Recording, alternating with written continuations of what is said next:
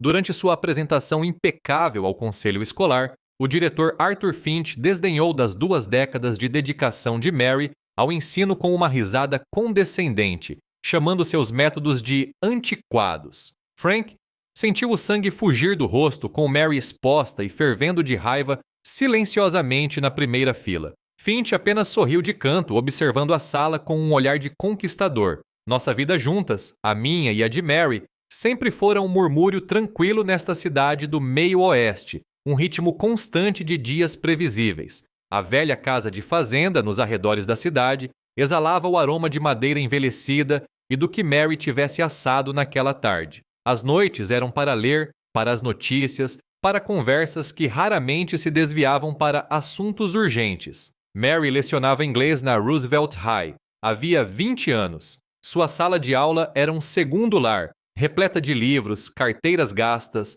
rostos de adolescentes aprendendo como as palavras podiam ter peso.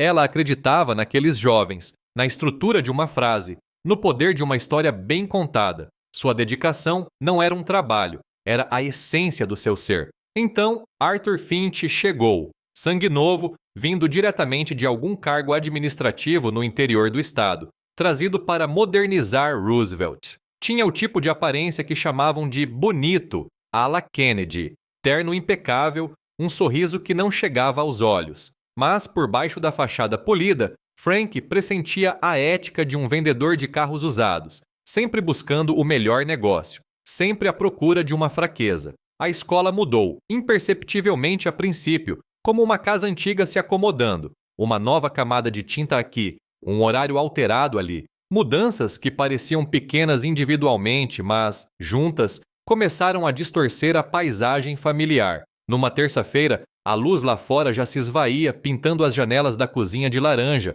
quando o carro de Mary rangeu na entrada da garagem.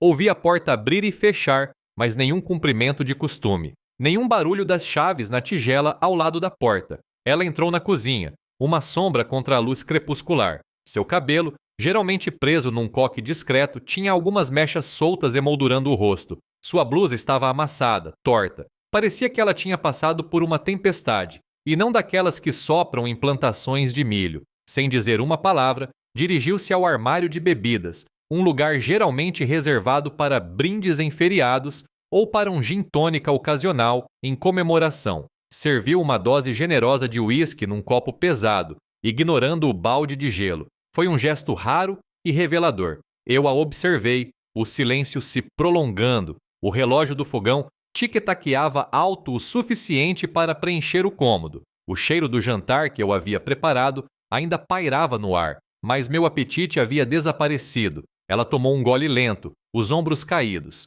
O copo tilintou contra seus dentes.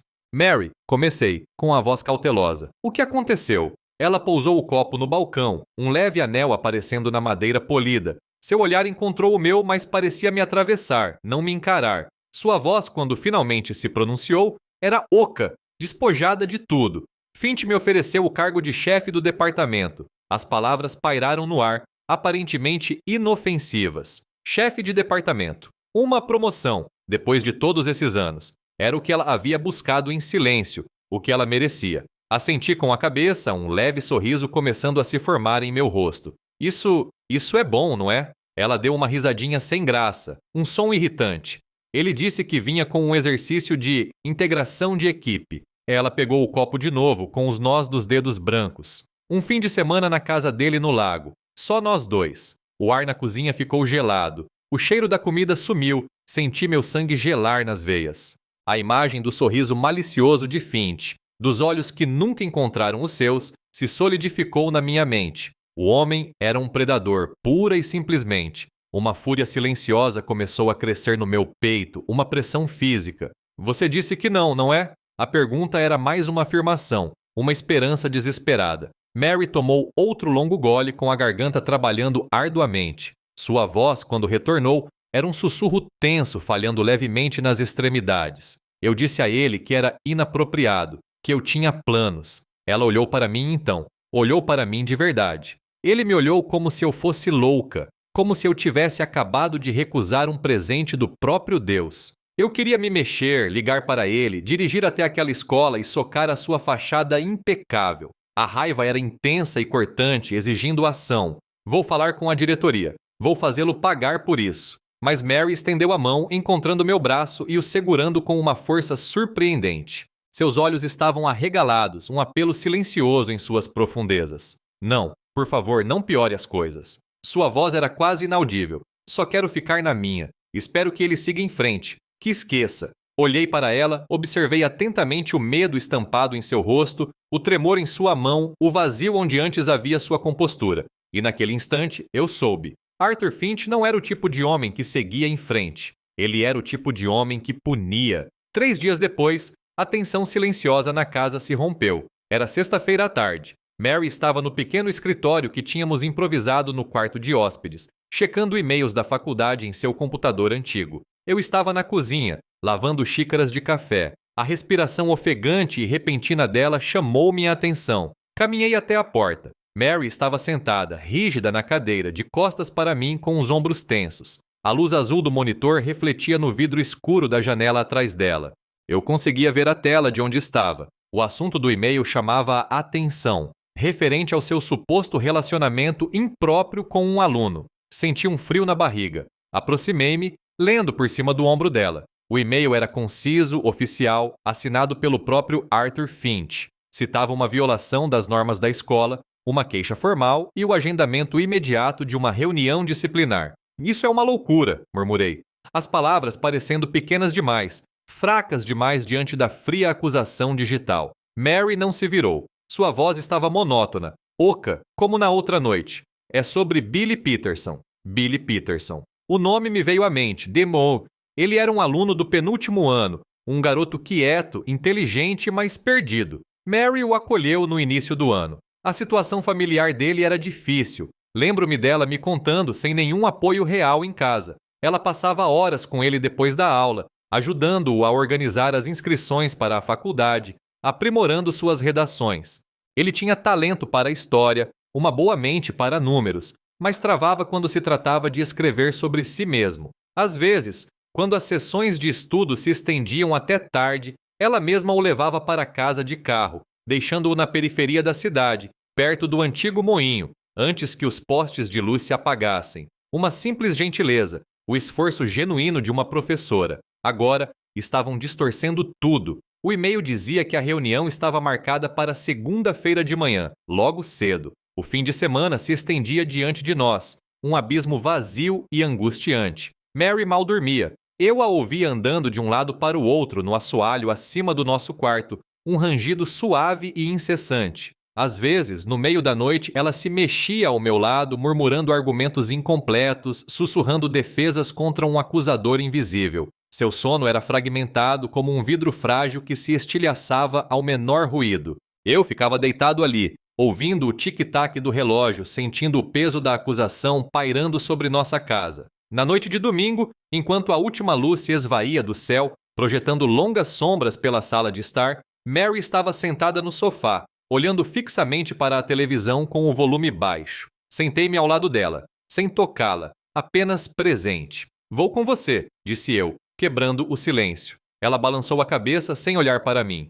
É uma reunião fechada, disse Finch. Só eu, ele e a senhora Henderson do RH. Então vou esperar lá fora. Eu disse a ela com a voz firme e calma. Vou ficar no corredor. Você não está enfrentando isso sozinha. Eu sabia que ela precisava ouvir isso, mesmo que não conseguisse dizer com as próprias palavras. Ela finalmente olhou para mim com os olhos cansados, mas um lampejo de algo, talvez alívio, passou por eles. A manhã de segunda-feira chegou, fria e cinzenta. Liguei para a fábrica dizendo que estava doente, informando ao velho Sir Henderson, do setor de expedição, que estava com uma virose. Não era totalmente mentira. Meu estômago estava embrulhado. Mary se vestiu com cuidado, sua habitual saia bege e uma blusa azul passada a ferro, como se estivesse se preparando para um dia normal, mas seus movimentos eram lentos, deliberados. Fomos de carro até a Roosevelt High em silêncio. O prédio de tijolos familiar, geralmente movimentado por estudantes e com o eco distante de um sino, parecia diferente, austero, institucional. O estacionamento estava praticamente vazio, com exceção de alguns carros, escuro e pouco convidativo. A entrada, geralmente um limiar acolhedor, parecia a boca de uma máquina fria e indiferente. Estacionamos perto da porta da frente. O ar estava fresco, com o aroma de folhas úmidas. Inclinei-me e dei-lhe um beijo na testa. Sua pele estava fresca sob meus lábios. Senti o leve e forte sabor de menta em seu hálito. Lembre-se de quem você é, Mary, sussurrei com a voz rouca.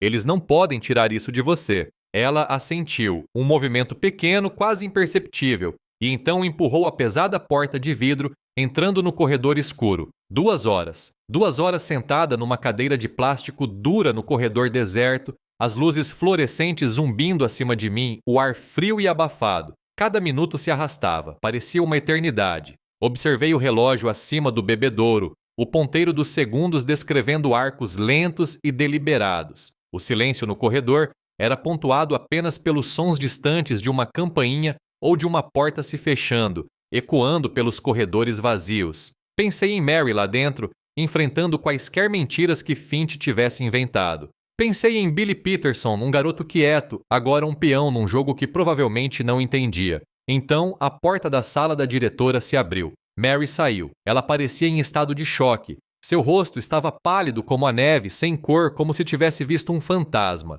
Seus nós dos dedos, segurando uma pasta fina de papel pardo contra o peito, estavam brancos como osso. Seus ombros estavam curvados, seu olhar fixo em algum ponto do chão de linóleo. Ela não me viu de imediato, apenas caminhou mecanicamente. Levantei-me, caminhei até ela e a conduzi delicadamente até um banco de madeira dura, encostado na parede. A textura áspera da madeira pressionava minha mão enquanto eu a ajudava a sentar. O que aconteceu? Perguntei, com a voz baixa, tentando mantê-la firme. Ela não respondeu imediatamente. Suas mãos tremiam enquanto ela soltava a pasta, seus dedos tateando o fecho.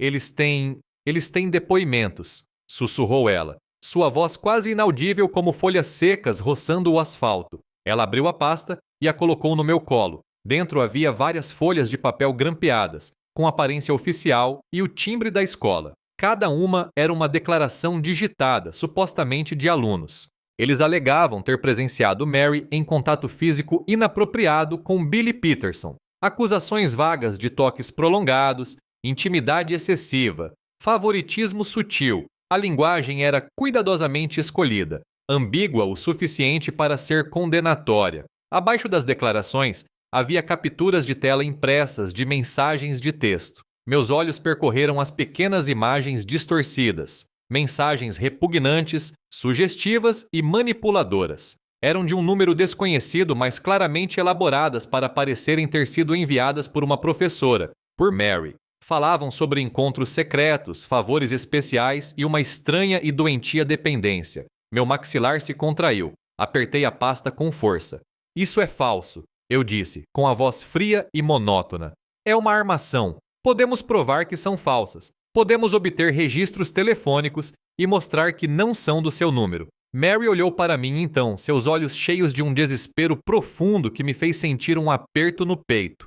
É a minha palavra contra a dessas testemunhas, Frank. Contra essas impressões. Ela gesticulou vagamente em direção aos papéis.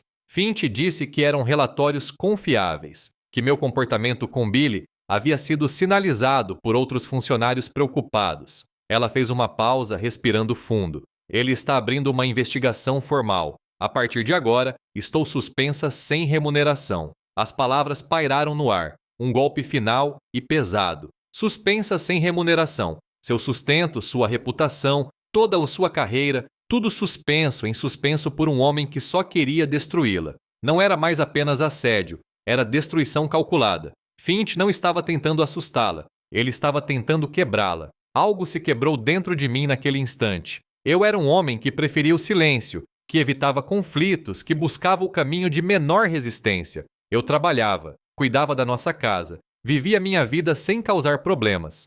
Mas ver Mary daquele jeito, ver a maneira cuidadosa e deliberada com que aquele homem a estava desmantelando, algo profundo e fundamental mudou. O medo que me corroía há dias deu lugar a uma determinação fria e inflexível. Estendi a mão e segurei a sua mão trêmula. Sua pele estava fria. Meu aperto era firme. Vamos lutar contra isso, declarei. Minha voz firme, clara, surpreendendo até a mim mesma com sua convicção.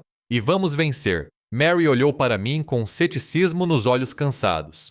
Como assim, Frank? Perguntou ela, a voz quase um sussurro. Ele é o diretor. Ele tem todo o poder. Ele tem o conselho escolar na palma da mão. Encarei seu olhar. Meus próprios olhos inflexíveis. Ele pode ter poder, eu disse. Mas nós temos algo que ele não tem. A verdade. Naquela noite, a casa parecia silenciosa demais. Imóvel demais. Mary tinha ido para a cama cedo, exausta. Sentei-me à mesa da cozinha, a luz amarela da luminária contrastando fortemente com a escuridão lá fora. Em um bloco de notas, comecei a fazer uma lista. Possíveis aliados. Professores que talvez não gostassem de Finch, pais que pudessem ter preocupações com os métodos do novo diretor, até mesmo ex-administradores que ainda pudessem ter alguma influência. Minha caneta deslizava pelo papel, preenchendo a página com nomes, possibilidades, incertezas, mas não importava para onde meus pensamentos fossem, eles sempre voltavam para um nome: Billy Peterson. Ele era o centro de tudo, o eixo inocente em torno do qual giravam as mentiras de Finch. Antes, Mary havia sido firme, com a voz cansada, mas inabalável. Não podemos envolver o Billy, Frank. Ele já tem problemas suficientes em casa. Não precisa ser arrastado para essa confusão. Eu entendi o raciocínio dela. Ela sempre colocava seus alunos em primeiro lugar, especialmente aqueles que estavam com dificuldades. Mas não se tratava apenas de proteger Billy de uma situação difícil. Tratava-se de limpar o nome dela, e o nome dele estava sendo usado como arma. O Billy tem 17 anos, Mary. Respondi com a voz baixa, mas firme. Ele não tem 7. Ele merece saber que o nome dele está sendo usado para destruir a sua carreira. Ele merece a chance de se defender. Ela não disse mais nada. Apenas se virou, o silêncio pesando sobre mim. Eu sabia que tinha que fazer o que achava certo, mesmo que ela discordasse. No dia seguinte, Mary estava ao telefone quase o tempo todo, falando com o representante do sindicato dos professores, sua voz um murmúrio baixo vindo do quarto de hóspedes. Ouvi a cadência abafada de sua voz por um tempo, depois saí silenciosamente. Dirigi o velho Ford até a cidade, indo direto para a lanchonete perto da rodovia, aquela onde Billy trabalhava meio período depois da escola. Era o tipo de lugar com cabines de vinil vermelho, detalhes cromados e o cheiro de gordura e café pairando perpetuamente no ar. Empurrei a pesada porta de vidro, o pequeno sino acima dela tilintando. O movimento do almoço estava diminuindo. Alguns casais mais velhos ainda tomavam café. Avistei-o perto do fundo, um rapaz alto e desengonçado com uma camisa branca de uniforme impecável, limpando uma mesa com movimentos lentos e deliberados. Seu cabelo estava penteado para trás, a testa franzida em concentração. Ele ergueu os olhos quando me aproximei, arregalando-os em reconhecimento. Sr. Davis? Perguntou, com uma expressão de confusão no rosto. Largou o pano. A senhorita Davis está doente? Sua voz demonstrava genuína preocupação, não apenas uma pergunta educada. Foi o suficiente. Era toda a confirmação de que eu precisava. Não, Billy, eu disse. Ela não está doente. Preciso falar com você. Você tem um minuto? Ele assentiu com a cabeça, olhando ao redor da lanchonete quase vazia, e então apontou para uma mesa no canto, escondida atrás da jukebox. Nos acomodamos, o vinil vibrando sob nosso peso. A garçonete, uma mulher cansada com um penteado beehive imponente, nos trouxe 2 copos d'água sem que pedíssemos. Respirei fundo. Billy, comecei. Você sabe que a senhorita Davis foi suspensa da escola, certo? Ele assentiu lentamente, franzindo a testa. Ouvi alguns sussurros. Ninguém sabe ao certo o que está acontecendo. Ela foi suspensa, expliquei, sendo clara e direta, sem rodeios, porque o diretor Finch a está acusando de ter um relacionamento impróprio com um aluno. Com você. O rosto de Billy, geralmente calmo, quase plácido, passou por uma série de mudanças rápidas. Primeiro confusão, depois um horror crescente. Então seus olhos se estreitaram e um rubor carmesim espalhou-se por suas bochechas. Isso é uma grande mentira! Gritou ele com a voz embargada, alto o suficiente para atrair o olhar da garçonete. Ele imediatamente baixou a voz, inclinando-se para a frente, com as mãos cerradas sobre a mesa. Isso é uma completa mentira, Sr. Davis. A senhorita Davis sempre me ajudou. Ela é a razão pela qual estou me candidatando à faculdade. A razão pela qual pensei que poderia sair daqui. Encarei seu olhar furioso, um nó de satisfação silenciosa se desfazendo em meu estômago. Era isso. Essa era a verdade, sem filtros. Eu acredito em você, Billy, eu disse com a voz firme. Mas eles têm testemunhas. Eles têm depoimentos que afirmam o contrário. Os olhos de Billy se estreitaram, seu olhar fixo no meu. Quem são essas testemunhas? Dei de ombros, a desculpa de sempre parecendo frágil mesmo enquanto a pronunciava. Finch diz que são anônimos. Para proteção dos alunos, ele alega. Conveniente, murmurou Billy com um tom cínico na voz. Ele tomou um gole de água, o gelo tilintando contra o copo. Largou o copo, uma expressão de súbita compreensão surgindo em seu rosto. Seus olhos se arregalaram. Espere, acho que sei do que se trata. Ele se inclinou para mais perto, a voz baixando, embora não houvesse ninguém por perto o suficiente para ouvir. Finch me chamou em seu escritório algumas semanas atrás. Antes de tudo isso explodir, ele me fez um monte de perguntas estranhas sobre a senhorita Davis. Perguntas estranhas? Perguntei, com a mente a mil. Sim, tipo, quantas vezes a gente se encontrava depois da aula? Ela alguma vez me levou para casa de carro? Ela alguma vez me mandou mensagem fora do contexto da escola? Ele relembrou o ocorrido com a testa franzida em concentração. O que você disse para ele? Perguntei, com a voz embargada. Eu contei a verdade para ele, Sr. Davis, insistiu Billy. Eu disse que ela me ajudou com as redações da faculdade, que nos encontrávamos talvez 3 vezes por semana. Eu disse que ela me levou para casa de carro 2 vezes, porque meu passe de ônibus tinha acabado e estava escurecendo, e que ela só me mandava mensagens sobre trabalhos da faculdade, para saber como estavam minhas redações. Nada mais. Nunca. Ele respirou fundo, cerrando os dentes. Mas ele continuou insistindo, como se quisesse que eu dissesse algo mais. Ficava perguntando se ela alguma vez, sabe, passou dos limites. Eu disse que não, todas as vezes. Então Billy revelou a informação crucial, uma perturbação na calma aparente da história. Na semana passada, eu estava no corredor e um cara chamado Cody Miller estava conversando com uns amigos. O Cody foi suspenso há algumas semanas por causa de maconha, e eu ouvi ele dizer que o Finch se ofereceu para anular a suspensão se ele assinasse uns papéis. Meu coração deu um salto forte e esperançoso. Cody quem? Insisti, inclinando-me ainda mais sobre a mesa. Cody Miller, repetiu Billy. Ele está em algumas das minhas aulas. Está reprovando na maioria delas, sempre se metendo em confusão. Foi pego com maconha perto dos vestiários algumas semanas atrás. Finch deu a ele 3 dias de suspensão. Disse que ele teve sorte de não ser expulso. Uma pista. Uma pista real, tangível. O primeiro vislumbre de luz na escuridão. Você acha que ele falaria comigo, Billy, sobre este jornal? Billy hesitou, puxando um fio solto do assento de vinil. Talvez. Ele não é nenhum exemplo de confiabilidade, sabe? Mas ele odeia o Finch por tê-lo dedurado. Disse que o Finch era um hipócrita, sempre se achando o máximo. Preciso falar com ele, Billy. Confirmei, com minha determinação se fortalecendo. E, Billy, preciso saber de outra coisa. Você está disposto a se pronunciar oficialmente, a contar tudo isso ao conselho escolar, se for preciso? Nossos olhares se encontraram, e não havia hesitação alguma em seu olhar profundo. O garoto quieto e tímido que tinha dificuldades com redações havia desaparecido, substituído por uma convicção feroz.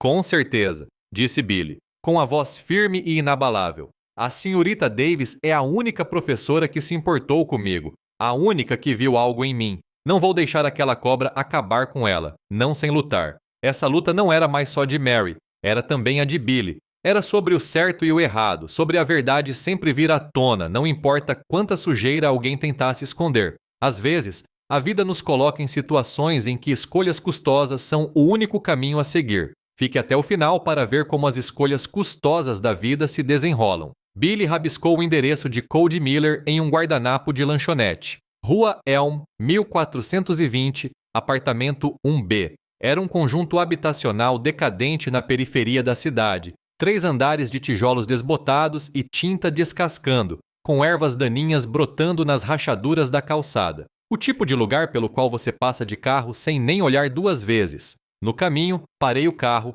estacionei debaixo de um carvalho caído e liguei para Mary. O Billy acabou de me dar uma pista, eu disse a ela em voz baixa. Sobre o Cody Miller. Ele disse que o Finch tentou fazer o Cody assinar algo contra você. Cuidado, Frank! Ela avisou com a voz tensa de preocupação. Se o Finch descobrir que você está investigando, que ele descubra. Surpreendi-me com a veemência da minha própria resposta. Que ele sofra um pouco. As palavras saíram mais ásperas do que eu pretendia, impulsionadas pela crescente raiva e pela sensação de propósito que se instalaram no fundo de mim. Entrei no estacionamento do condomínio passando por carros enferrujados e contêineres de lixo transbordando. O apartamento 1B ficava no primeiro andar. A tinta da porta estava descascada e a porta de tela estava entreaberta. Bati, mas o som era oco. Uma senhora idosa, com o rosto coberto de rugas e os cabelos de um tom surpreendente de roxo, abriu a porta. Parecia cansada, e seus olhos imediatamente se voltaram para trás de mim. Brandon não se meteu em encrenca de novo, né? Perguntou ela com a voz rouca. Não, senhora, respondi, oferecendo um pequeno sorriso educado. Meu nome é Frank Davis. Sou marido de Mary Davis. Ela é professora na Roosevelt High. Preciso falar com Cody sobre algo na escola. Ela suspirou, um suspiro longo e cansado que parecia carregar o peso de anos de exasperação.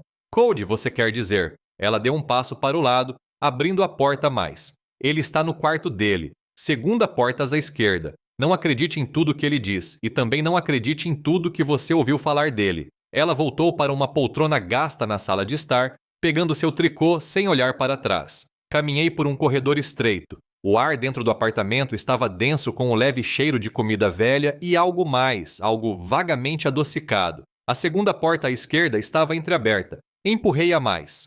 Cody Miller estava esparramado na cama, com um fone de ouvido preso às orelhas, absorto em um videogame em uma grande tela de televisão. Seu quarto era uma bagunça de roupas, embalagens de salgadinhos e controles de videogame. Ele ergueu os olhos, assustado com a minha presença, e arrancou os fones de ouvido. Quem diabos é você? Perguntou com a voz carregada de defensiva. Sou o marido de Mary Davis, declarei, mantendo a voz calma e uniforme. Seus olhos se arregalaram ligeiramente, então um lampejo de reconhecimento. Ah, olha só, cara, eu não... Ele começou a gaguejar, parecendo desconfortável. Levantei a mão, interrompendo-o. Não estou aqui para acusá-lo de nada, Cody. Só quero saber se o diretor Finch pediu que você assinasse uma declaração sobre minha esposa, sobre a senhorita Davis ter se insinuado para o Billy Peterson. Os ombros de Cody, que estavam curvados, relaxaram visivelmente. Ele passou a mão pelos cabelos desgrenhados. Admitiu, com a voz baixa. Semana passada, Finch me chamou na sala dele. Disse que limparia minha ficha, faria aquela suspensão por porte de maconha desaparecer. Se eu assinasse uns papéis sobre a senhorita Davis e aquele garoto gênio, o Billy. E você assinou? Perguntei, prendendo a respiração. De jeito nenhum, retrucou Cody, parecendo genuinamente ofendido. Ele se levantou, sentando-se na beirada da cama. A professora Davis é legal. Ela é a única professora que não fala comigo como se eu fosse burro, como se eu fosse só um problema. Além disso, isso é muito errado, cara. Inventar coisas sobre professores. Uma onda de imensa gratidão, fria e pura, me invadiu. Esse garoto pouco confiável, tinha integridade. Ele não havia entregado a Mary. Você se importaria de contar para outra pessoa o que acabou de me contar, Cody? Talvez anotar? Cody hesitou, olhando para as próprias mãos. Finch com certeza me expulsaria, disse ele, com a voz carregada de medo. Não se o pegarmos primeiro, respondi, com a voz firme e determinada. Estacionei o Ford de volta na nossa garagem enquanto o crepúsculo caía, pintando o céu a oeste com tons de roxo e cinza. O ar tinha um frescor cortante, prenunciando a chegada do outono. Lá dentro, as luzes da cozinha estavam acesas, projetando um brilho aconchegante. Entrei, tirei o casaco e encontrei Mary à mesa da cozinha. Do outro lado sentava-se uma mulher de meia idade que eu não reconheci, com os cabelos grisalhos curtos e a postura ereta. Havia papéis espalhados entre elas, junto com 2 canecas fumegantes de café. Frank, disse Mary com um toque de alívio na voz. Aqui é Sharon Olson, do Sindicato dos Professores. Sharon estendeu a mão com firmeza. Seu aperto era forte, seus olhos avaliavam a situação. Mary me contou um pouco sobre o que está acontecendo, disse ela, com a voz calma e profissional. É uma situação difícil. Enfrentar um diretor, especialmente um com influência no conselho, é uma batalha árdua. Ela falava com a cautela experiente de alguém que já viu muitas pessoas boas perderem essas batalhas. Sentei-me numa cadeira na cabeceira da mesa, puxando-a para mais perto. Acho que podemos ter algo para mudar isso, disse com a voz firme. Então, expus tudo. Comecei por Billy Peterson, relatando sua genuína preocupação com Mary, sua fúria com as acusações. Detalhei como Finch tentara manipulá-lo semanas atrás, buscando falso testemunho. Descrevia a lealdade inabalável de Billy, como ele deixara claro que Mary era a única que se importava com ele. Então passei a falar de Cody Miller. Descrevi o apartamento decadente, a avó cansada. Contei a ele sobre a confissão de Cody, como Finch se ofereceu para cancelar sua suspensão, para limpar sua ficha criminal, em troca de ele assinar um documento sobre Mary e Billy. E ele recusou, enfatizei. Ele disse que a senhorita Davis era legal, que ela era a única que não o tratava como se ele fosse estúpido, e que inventar coisas sobre professores era errado. Enquanto eu falava, a expressão de Sharon Olson mudou. A cautela inicial em seus olhos deu lugar à curiosidade, e depois a uma determinação silenciosa e intensa. Ela ouvia, assentindo ocasionalmente com a cabeça, às vezes fazendo uma anotação em um bloco à sua frente. Quando terminei, a cozinha ficou em silêncio por um instante. Sharon entrelaçou os dedos, com o olhar fixo na mesa. Depoimento real de um aluno, disse ela, pensativa.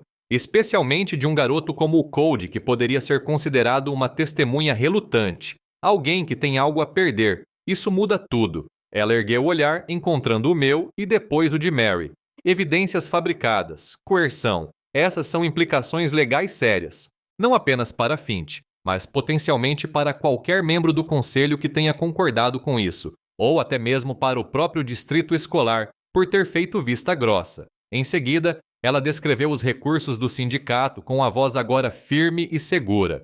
Temos assessoria jurídica especializada nesse tipo de caso. Temos apoio de relações públicas, caso seja necessário tornar o assunto público. Podemos exigir uma audiência formal com todo o conselho escolar, e não apenas uma reunião fechada com Finch e o RH. Podemos contratar um investigador externo. Mary, que escutava atentamente com as mãos firmemente apoiadas na mesa, olhou para mim. Um lampejo de esperança, tênue, mas inegável, retornou aos seus olhos, atenuando o cansaço que a acompanhava há dias. Era algo frágil, mas estava lá. Ela vislumbrou um caminho a seguir. Então, o que vamos fazer? Perguntou Mary com a voz mais firme do que estivera em dias. Sharon empurrou a cadeira para trás ligeiramente com um brilho determinado nos olhos. Primeiro, disse ela, precisamos obter as declarações de Billy e Cody por escrito, com testemunhas formais. Depois, preparamos nosso caso. Planejamos exatamente como e quando apresentaremos formalmente essas evidências ao conselho escolar e, se necessário, às autoridades educacionais superiores. Com Sharon Olson à frente, o Sindicato dos Professores declarou oficialmente seu apoio incondicional a Mary. A estratégia mudou. Não estávamos mais apenas defendendo Mary de falsas acusações. Agora, estávamos na ofensiva buscando justiça contra Arthur Finch. Documentos legais foram elaborados, detalhando meticulosamente as táticas coercitivas de Finch e as acusações fabricadas. Billy Peterson e Cody Miller, fiéis à sua palavra, prestaram depoimentos sob juramento com vozes claras e convincentes. A história, tão inevitável quanto um incêndio na pradaria, começou a vazar para a mídia local. Finch, antes a recém-chegada carismática, agora era vista sob uma luz condenatória. Pais e ex-alunos, comovidos com a injustiça, se uniram em apoio a Mary, compartilhando inúmeras histórias de sua dedicação e integridade inabaláveis ao longo de 2 décadas. O conselho escolar, encurralado, enfrentou a indignação pública e as provas inegáveis da corrupção de Finch. Eles foram forçados a agir. Arthur Finch, cujo poder outrora parecera absoluto, agora o via ruir sob o escrutínio. Mary e eu, embora profundamente exaustos pelo desgaste emocional, permanecíamos unidos. Sabíamos que a longa batalha que se avizinhava teria seus custos, mas o verdadeiro preço da traição de Finch, tanto para a carreira de Mary quanto, em última instância, para a sua própria, era agora inegável. A determinação silenciosa e firme das pessoas comuns do meio-oeste havia enfrentado uma poderosa forma de corrupção, iniciando lentamente o árduo trabalho de restaurar um senso de moralidade e verdade. Sharon Olson e o Sindicato dos Professores agiram rapidamente. Documentos legais detalhando as táticas coercitivas de Finch e as acusações fabricadas contra Mary foram preparados, apoiados pelas declarações juramentadas de Billy Peterson e Cody Miller. Suas vozes jovens, claras e convincentes, expuseram o plano manipulador do diretor. A história, antes restrita aos corredores da escola, logo se espalhou pelos noticiários locais. A indignação pública cresceu, alimentada por pais e ex-alunos que se apresentaram com seus próprios relatos sobre a dedicação inabalável de Mary. Arthur Finch, que antes parecia intocável, viu sua autoridade cuidadosamente construída desmoronar sob o peso do escrutínio. O conselho escolar, diante das evidências inegáveis e da crescente pressão pública, não teve escolha a não ser iniciar um processo formal contra ele. Mary e Frank, embora exaustos pela luta, permaneceram unidos. O verdadeiro custo da traição de Finch, que ameaçara a carreira de Mary, agora abrangia sua própria queda rápida e pública. Nas cidades tranquilas do meio-oeste, algumas batalhas foram travadas não com grandes gestos, mas com firmeza e uma busca incansável pela verdade.